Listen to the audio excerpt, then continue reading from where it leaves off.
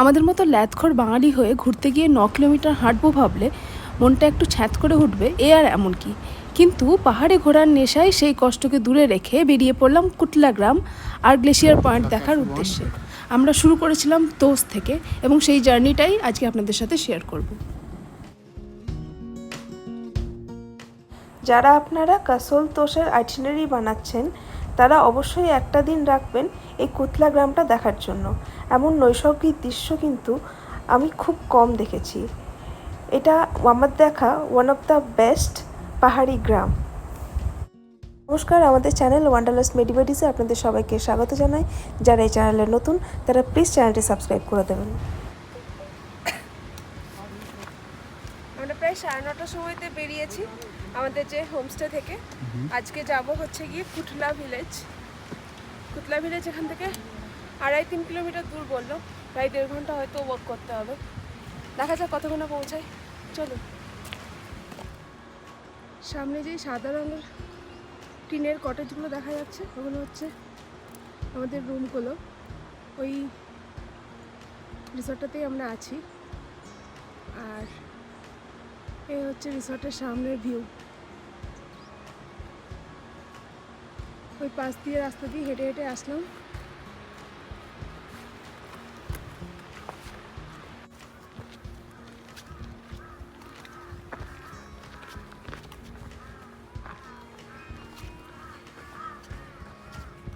এখান দিয়ে দুটো রাস্তা গেছে, একটা হচ্ছে এদিকে, এখানে লেখা আছে কুটলা যাওয়ার রাস্তা।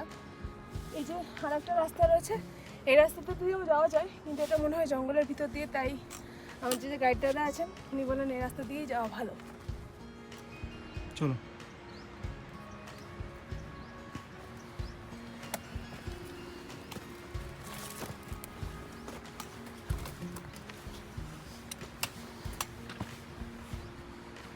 রাস্তাটা বেশ ডিফিকাল্ট ছিল, কিছু জায়গাতে অনেক বড় বড় পাথরও ছিল। আমাদেরকে যথেষ্ট সাবধানতা অবলম্বন করেই যেতে হচ্ছিল। রাস্তায় যেতে যেতে এই গাছটা আমাদের বেশ ইন্টারেস্টিং লেগেছিল, কারণ কি এর ভিতরটা পুরো নষ্ট হয়ে গেছে এবং তাই জন্য প্রায় দেখতে গুহার মতো লাগছিল।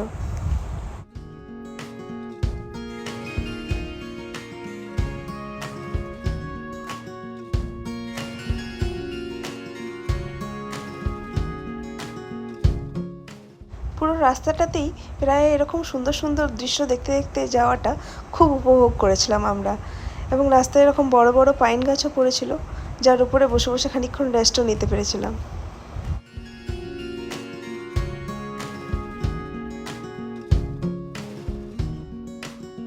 কুতলা ভিলেজ আমরা পৌঁছেই গেছি।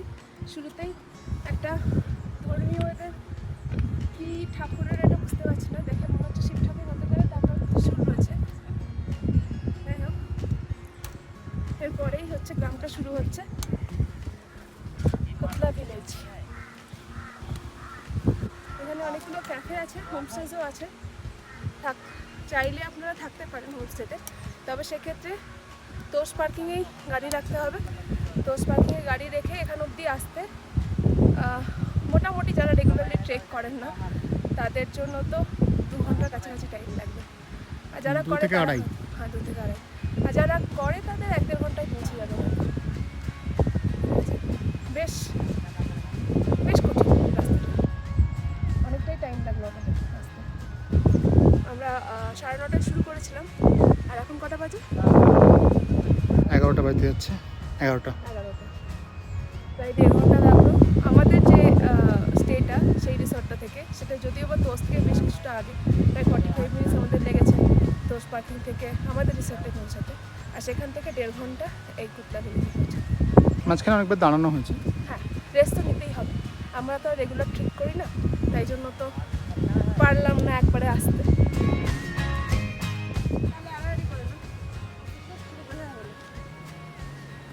এখানে আমরা এক টুকরো বরফ পেয়েছি ফাইনালি। অনেকক্ষণ ধরে ভাবছিলাম কোথায় বরফ পাবো কারণ একটুখানি নোংরা হয়ে গেছে বরফটা। কালকে নাকি স্নোফল হয়েছে। কালকে স্নোফল হয়েছে, যেটা পুরো গলে গেছে। এখানে খানিকটা জমাট বেঁধে আছে, নোংরা হয়ে গেছে। দেখা যাক সাদা বরফ কোথায় পাওয়া যায়। চলুন।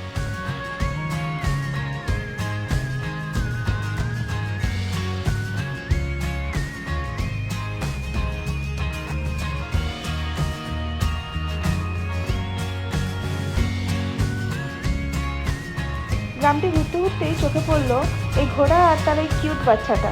এই বাচ্চাটা নাকি একদিন হয়েছে, মানে গতকাল রাত্রে হয়েছে, আমাদের গাইড দাদা যা বললেন। তাই জন্য ভালো করে চলতেও পারছিল না, টুকুটুকু পায়ে হাঁটছিল। দেখতে বেশ মজা লাগছিল আমাদের।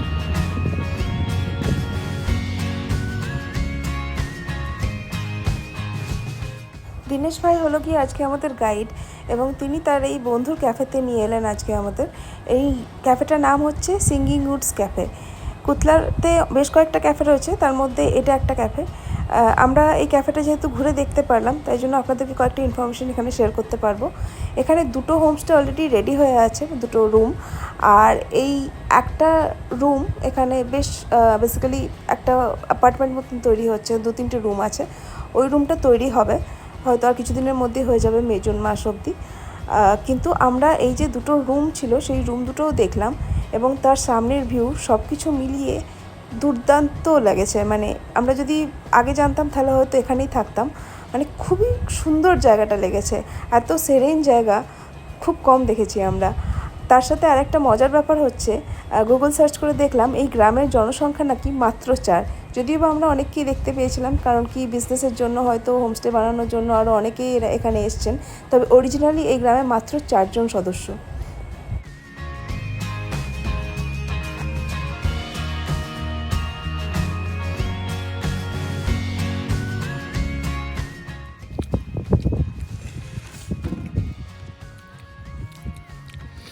এটা কি আমনি শুকতে পেতে খারাপ? না, আমি সুখদেবের থেকে ভালো লাগছে, অসাধারণ খেতে পরোটাটা। আপনারা যদি আসেন মিস করবেন না। হ্যাঁ,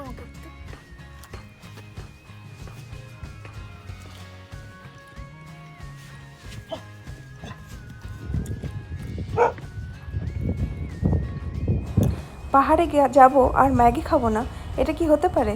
তবে এই পরিবেশে যদি খেতে হয় তাহলে কিন্তু আপনাদের সবাইকে কুতলা ভিলেজ আসতে হবে। এবং স্পেসিফিক্যালি এই ক্যাফের জন্য বলতে পারি, তাদের রান্নাবান্না এত সুন্দর। আমরা আলু পরোটাটাও খুব এনজয় করেছি, আর ম্যাগিটাও যথেষ্ট এনজয় করেছি।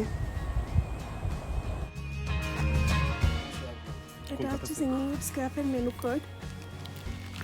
এই এত উঁচুতেও ওনারা অনেক কিছু ব্যবস্থা করে রেখেছেন। আমরা এখানে আলু পেঁয়াজ পরোটা খেলাম আর এগ ম্যাগি খেলাম, দুটোই খুব ভালো হয়েছিল। কফিটা দুর্দান্ত ছিল। হ্যাঁ, আর ওনারা খুব ভালো আমাদের স্যান্ডউইচটাও গ্রিল করে দিলেন। একটু ট্রেক করে আসতে হয় ঠিকই, কিন্তু জায়গাটা সত্যিই ওয়ার্থ কামিং। আর এখানে থাকতে পারলে খুবই ভালো হয়। এখানে কত রুম রেন্ট? यहाँ पे रूम रेंट कितना है? 3K डबल शेयरिंग पे। अच्छा, double sharing 3000 including breakfast breakfast खाली अलग। स्टे का। खाली स्टे। और ये जो नया बन रहा है इसका तो अभी प्लान नहीं किया। अच्छा, ये आपका टेंट का बोल रहे हैं कि ये रूम का बता रहे हैं? रूम का बता रहे 3K। और टेंट के लिए टेंट का 1000 पड़ेगा आपको। 1000 3 लोगों का सेटअप रहेगा उसके अंदर। 1000 पर हेड और पर टेंट? टेंट का खाली स्टे।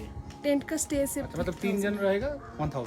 जी, फूड का अलग होगा। हाँ हाँ, और यहाँ पे गीज़र वगैरह है ये केबिन में? केबिन में है। गीज़र वगैरह है ना? कम वोल्टेज का इशू रहता है, कम अच्छा। वोल्टेज रहता है यहाँ पे। ओके। ওই জন্য চার্জ কম হচ্ছে কোনগুলোতে। ठीक है। এগুলো ওয়াশরুম। ये बुकिंग करने के लिए किसका नंबर में कॉल करना है? বেশ পরিষ্কার পরিচ্ছন্ন।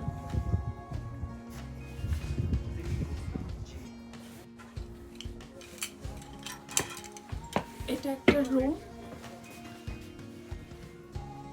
এত উপরে এত পরিষ্কার পরিচ্ছন্ন ভাবে রুমটা রেখেছে, সত্যি দেখে অবাক লাগছে। হ্যাঁ, ও আচ্ছা, এটার সাথে তো অ্যাটাচ টয়লেটও আছে।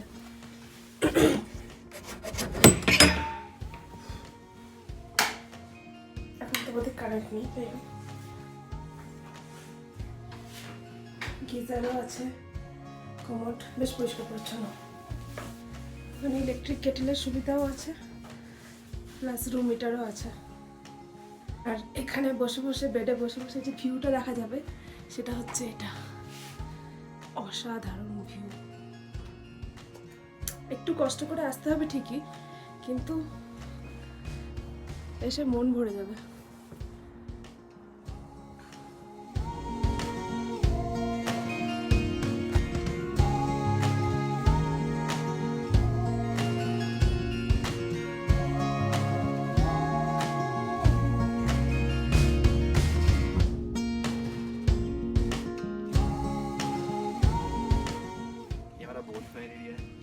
में हम एक कॉमन बोन फायर देते हैं 2 घंटे की।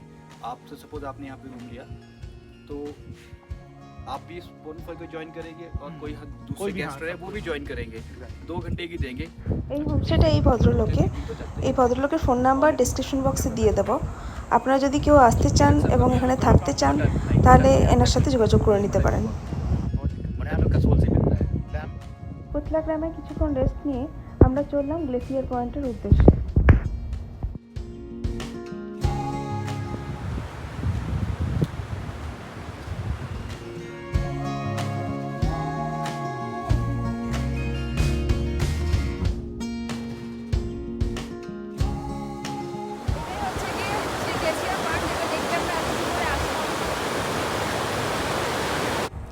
এই গ্লেশিয়ার পয়েন্টটা থেকে যে নদীটার সৃষ্টি হয়েছে তার নাম হচ্ছে ব্রহ্মগঙ্গা এবং এটা আসলে গিয়ে মিশেছে পার্বতী নদীতে।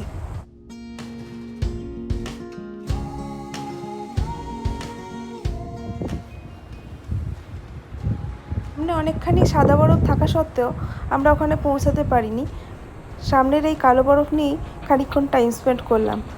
আসলে ওই সাদা বরফ যেখানটায় ছিল সেখানটা একটুখানি ক্রিটিক্যাল, তার কারণ যে কোনো সময় উপর থেকে বরফ পড়ার চান্স রয়েছে এবং তাই জন্য সেই রিস্কটা নিতে পারিনি।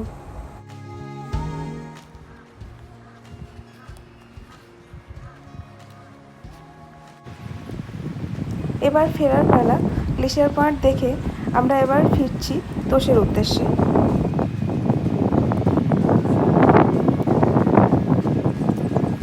কুতলা ভিলেজ থেকে গ্লেশিয়ার পয়েন্ট যাওয়ার রাস্তাটা কিন্তু অতটা ডিফিকাল্ট ছিল না, অনেকটাই এরকম প্লেন ল্যান্ড ছিল এবং সামনে যে দৃশ্য সেটা কিন্তু খুবই সুন্দর ছিল।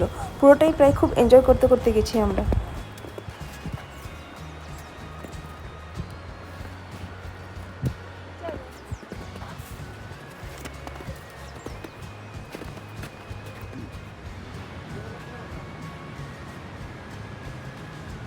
এদের এরকম মন্দির সামনেও একটা ছিল গ্রামে ঢুকতেই। এটা গ্রামের থেকে বেরিয়ে যাওয়ার পথে, গ্লেশিয়ার যাওয়ার পথে।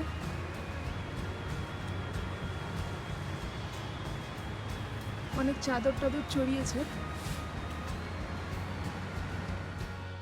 এরকম সুন্দর দৃশ্য দেখতে দেখতে হাঁটাটা আলটিমেটলি কিন্তু খুব একটা কষ্টের হয়নি।